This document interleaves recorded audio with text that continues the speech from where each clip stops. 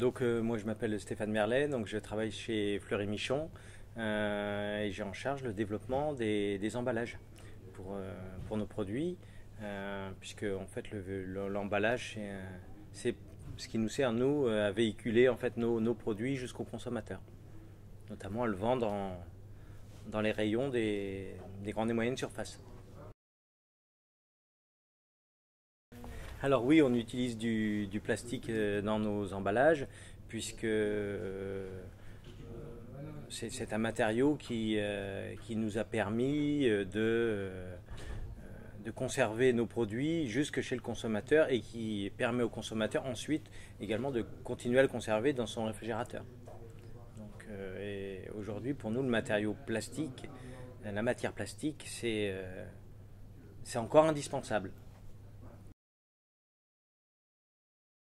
Alors oui, il y a une prise de conscience sur l'utilisation de matières plastiques dans les emballages, puisque en fait, il y a une association par les consommateurs entre pollution plastique et pollution emballage.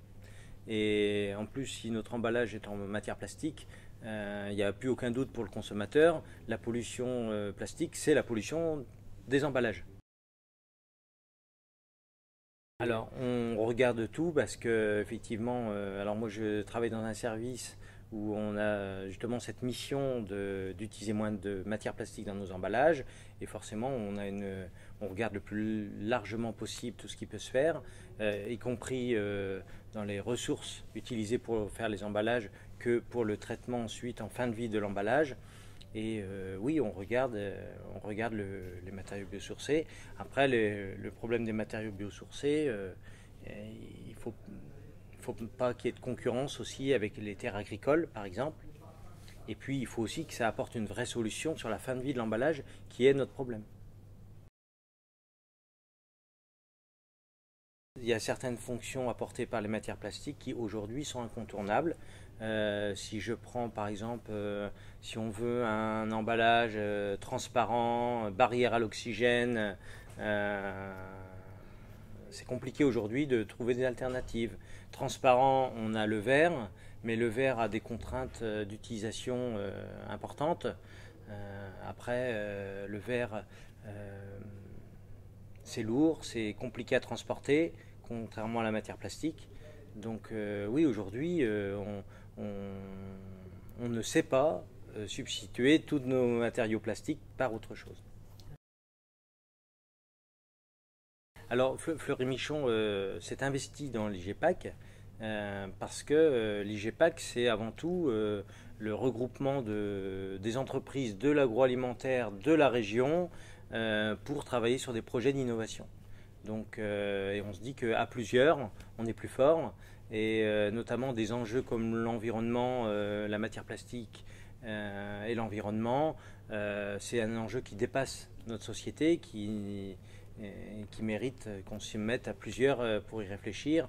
Et des journées par exemple comme aujourd'hui où on discute autour du recyclage.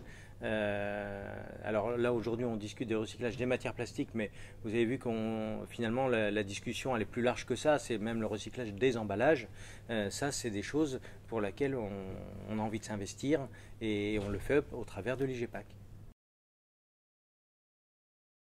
En fait, des journées comme aujourd'hui, c'est vraiment un exemple de ce qu'on peut faire au travers de l'IGEPAC sur des sujets qui nous dépassent. C'est clair que, alors, on a des projets qui sont organisés, qui sont menés avec différentes entreprises où il y a un peu de confidentialité, il y a des consortiums, etc. Mais c'est des projets plutôt de longue haleine, sur des sujets très pointus, des journées comme aujourd'hui, ça permet de regrouper tout un tas d'acteurs de la région, mais pas que, parce qu'on a vu qu'il y a des personnes qui viennent de Belgique, qui viennent de l'Est de la France et d'ailleurs, et qui viennent ici pour nous parler de ce qu'ils savent faire.